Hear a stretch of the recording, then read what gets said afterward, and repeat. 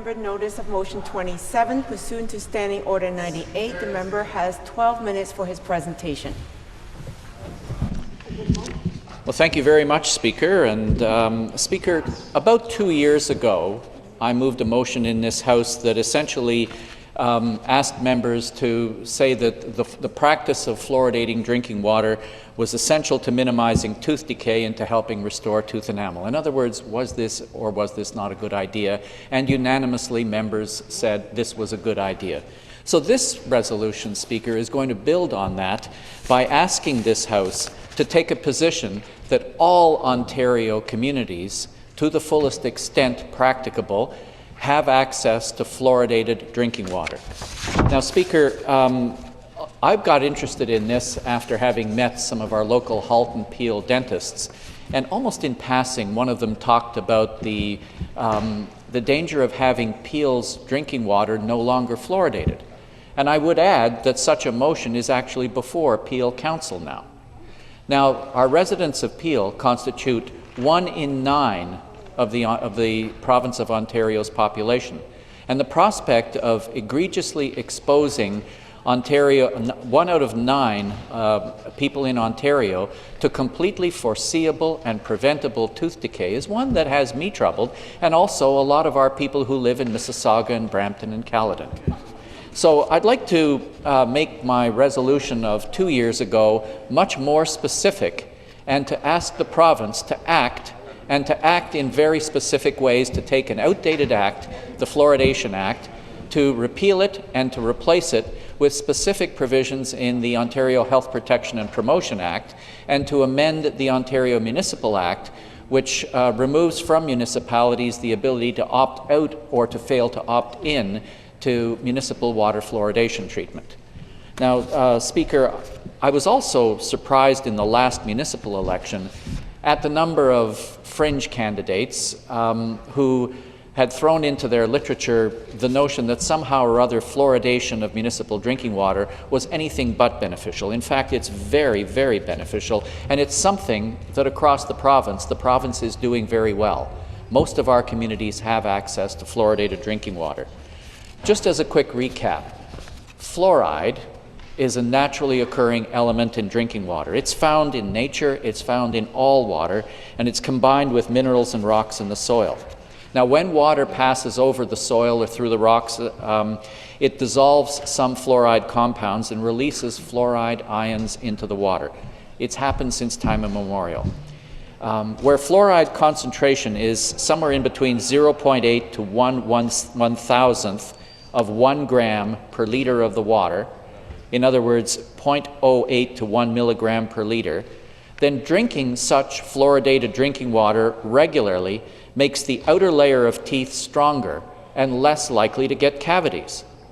And the reason that this link was found was in the early part of the last century.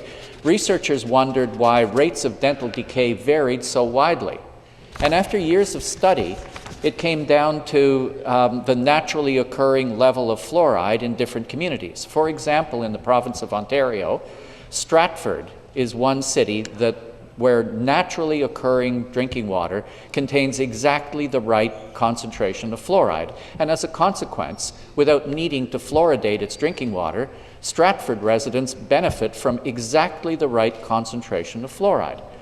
In other communities that have lower levels, what researchers found was that bringing that level of fluoride up to the 0.08 to 1 milligram per liter also served the purpose of reducing tooth decay and reducing cavities. Now, something that's worth pointing out is that after the common cold, tooth decay is the most frequent disease in the world, and it's one of the leading causes of absences from school. So let's put it another way. You know, we are in October now, where in my community, I almost sound like a broken record year after year urging people to take the flu shot. And I say take the flu shot because the flu shot is free and it works, and you won't get the flu if you take the flu shot.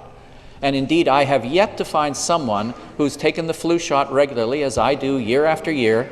This will now be the 15th year in a row that I've taken the flu shot. I've never got the flu. So similarly, why wouldn't you want drinking water that strengthens your teeth and protects them from decay?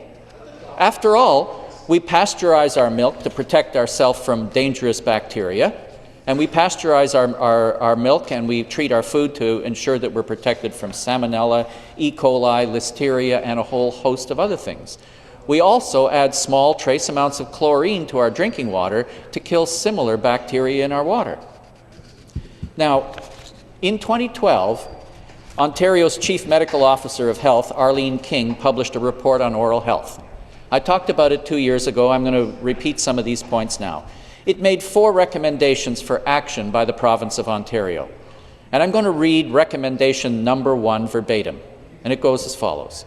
Conduct a review of current policies and mechanisms to ensure that all Ontarians have access to optimally fluoridated drinking water. The fact is that tooth decay and gum disease are not only preventable, they're easy to prevent. Fluoridation works by just having a drink of water, and it reaches everybody served by a fluoridated supply of municipal drinking water. You don't need private dental insurance to get access to it. Most municipalities in Ontario bring the levels of naturally occurring fluoride in their water up to this optimal level of 0.8 to 1 milligram per litre by adding the difference at the filtration plant where their water is treated.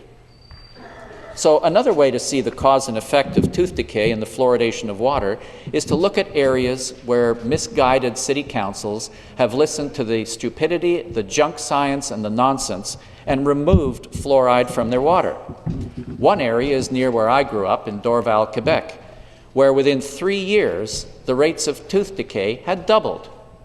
Another is in the city of Calgary, where the local residents, having seen their rates of tooth decay soar, have asked City Council to put fluoride back in their water, and their City Council has refused to listen to them. In the Windsor-Essex region, there is also an action by City Council a number of years ago to remove fluoride from water. One of the dentists who's worked closely with me is a wonderful guy named Dr. Charles Frank. And I'd like to read again some of the comments that he made that were very helpful to me. And to use his words exactly, it can take a few years before the effects of the removal of fluoride from the water supply become noticeable. It hasn't been very long here in Windsor-Essex, and I've already noticed an increase in the level of dental decay. I treated 3 children from Windsor, all between the ages of 4 and 5 years of age, who, due to their young age, and the quantity of dental treatment needed, required this treatment in hospital as outpatients under general anesthesia. A child of this age normally has 20 teeth. The first child had 9 teeth which needed to be treated, the next 13, and the last 8. This is far in excess of what I am used to seeing in Windsor for children of this age. As a healthcare professional, it's been disheartening to see this needless increase in preventable dental disease in these children, who are one of the most vulnerable sections of our population. As an aside, each of these children are on the social services program administered by the city, another vulnerable segment of our community. So, Speaker, it seems that Windsor City Council chose the expedient route of saying we're not going to repair or upgrade our fluoridation treatment, but we would rather spend many more times that in looking after children who contract foreseeable and preventable dental disease. Now, most of the so-called arguments against water fluoridation range between the silly and the paranoid. I've actually read through some of them because following my last private members resolution on my Facebook page, I got a lot of these abusive messages, and I looked them up. Most of them actually came from outside Canada. And in reading them, most of them were simply paranoia. I especially enjoyed reading the one about fluorine being a mind control agent used by dictators. Now, the fact is that the real science is methodical, it's clear, it's consistent, and it's conclusive. Fluoride in the right concentrations, coupled with regular dental care, means stronger tooth enamel and less tooth decay and gum disease. What I have asked our Ministry of Health is to step up and to implement the actions of Ontario's then Chief Medical Officer of Health, Dr. Arlene King, and to insist that all Ontario municipal drinking water be treated not just with chlorine to kill bacteria, but fluorine to prevent tooth decay, just as all milk in this province must be pasteurized and all children vaccinated against preventable diseases. And it's time for our healthcare professionals, particularly our dentists, our doctors, our hospitals, our community care access centres, and our private health clinics, not to take the good sense and the sound science of fluoridation for granted. I have asked them to use their access to patients not merely to treat them, but also to raise their awareness and that of their families, and to teach them why is their water treated with fluoride and why it's important that communities that are already fluoridated remain so, and communities that are not fluoridated as soon as possible adopt the good, sound, sensible practice of fluoridating their drinking water. I also just want to acknowledge the work from the Ontario Dental Association, and especially my dentists in the Halton Peel Dental Association for the help and support that they've given me, where all of our dentists have said that they see their job as helping people build a better smile, and not by spending their time and their patients' money and their families' money repairing foreseeable and preventable dental diseases. And thank you, Speaker. I've appreciated the opportunity to hopefully make my resolution from 2 years ago that much more specific and hopefully that much more helpful to the Ministry of Health and Long-Term Care and to the Province of Ontario and to my colleagues. Thank you. Thank you. From Mississauga, Streetsville to wrap up. Thank you very much, Speaker, and I thank my colleagues from Thornhill, York, Simcoe, Kenora, Rainy River, Niagara Falls, Mississauga East, Cooksville, Vaughan, and Etobicoke North for their very helpful comments, onto which I just have a few thoughts to add. I definitely agree that the scientific evidence for fluoridation is conclusive and overwhelming, that fluoridation does protect against tooth decay, and I thank my members for elaborating upon that. When it comes to accommodating what I would call the willful propagation of junk science, I would really like to call that what it is, and it's junk science. You're welcome to have your own opinion, and everyone is entitled to their own opinion, but what they're not entitled to is to make up their own facts. Many of the speakers who were kind enough to contribute their thoughts today quoted many of the authoritative sources that support the fluoridation, and those sources are overwhelming and exhaustive. I note that to some of my colleagues who asked about it, that with regard to rural areas and people who are on wells, that the motion said, to the fullest extent practicable. We understand that where people are spread out far and few between, that it may not be practicable in 100% of the cases. The point is to get the maximum benefit to the maximum number of people with the greatest effect.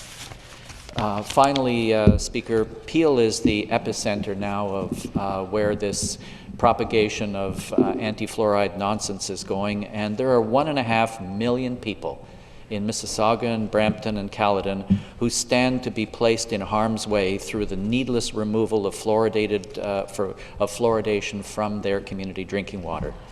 Peel has always been a well-governed place, and now we need our regional councillors to act for the benefit of the people who sent them there. Thank you.